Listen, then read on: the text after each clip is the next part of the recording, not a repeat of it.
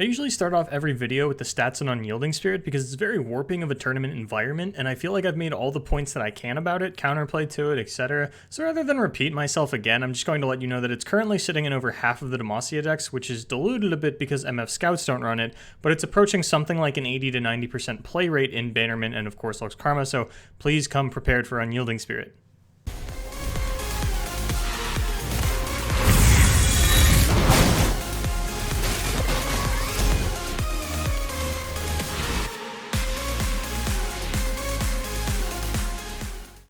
Speaking of Bannerman, for the first time in Top Cut, Bannerman was not the most represented deck. There were 8 sea monsters in the Duels of Runeterra 9 top 16 meaning the top 8 of Europe and the top 8 of North America, making it the most popular deck last week. Bannerman and Bern tied for second at 7 apiece, but that's boring. I want to talk about sea monsters. I have nothing to say about sea monsters. Last week, I really drilled in on the Shadow Isle trends and where I thought that was heading, predicting Endure Spiders to maintain their dominance and representation, followed by Karina, followed by Sea Monsters.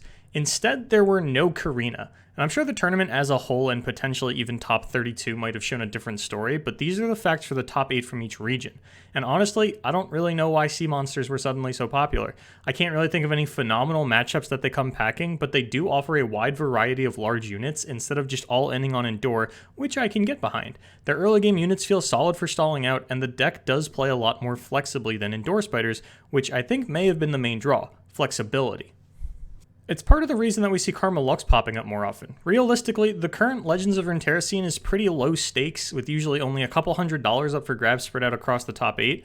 Bannerman and Endure Spiders can get pretty boring to play over and over again because they're pretty linear in strategy, and it's not out of the realm of possibility that we're seeing good players try and have a bit more fun with these events, and that's part of the reason we're seeing things like Sea Monsters as well as a massive influx of Freljord. Speaking of which, Freljord was all over the place last weekend.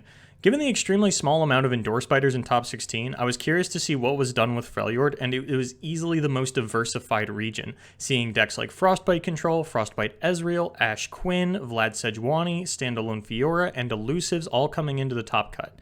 And when there's a wide array of diversity, there's really not much to say. The one common factor amongst most, if not all of these decks, is that Frostbite effects are pretty prevalent again. This could explain the small amount of Endure Spiders in top 16, as the deck is a little weak to Frostbite effects. They're a one-card answer to the Endure attack that also prevents an Atrocity follow-up, and if that's followed by an open attack with something like an Ash and a Rimefang Wolf, or if the Rimefang Wolf just blocks when you Frostbite it, then it's pretty easy to stop your opponent from ever getting off the Atrocity combo, which, as I mentioned, felt like the trend that Shadow Isle was moving towards. Generally, these decks can struggle with Karina, since most of their advantage is combat-based, and Karina has been cutting down to less and less units, but it does give them a good Bannerman and Endure Spider matchup.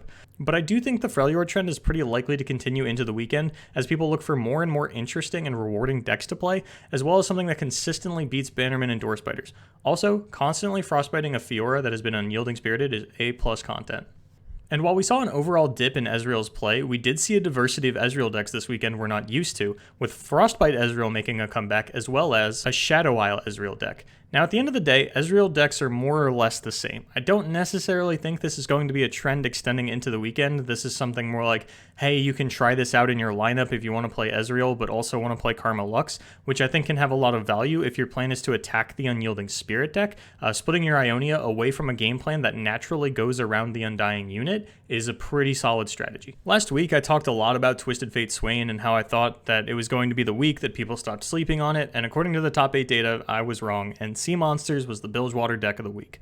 We did see Presto make it to the top 8 with it, so he did get my Twitch Prime sub for the month. Oh wow, we've got a new subscriber. Thank you from the Boulevard. That's amazing, man. Thanks so much.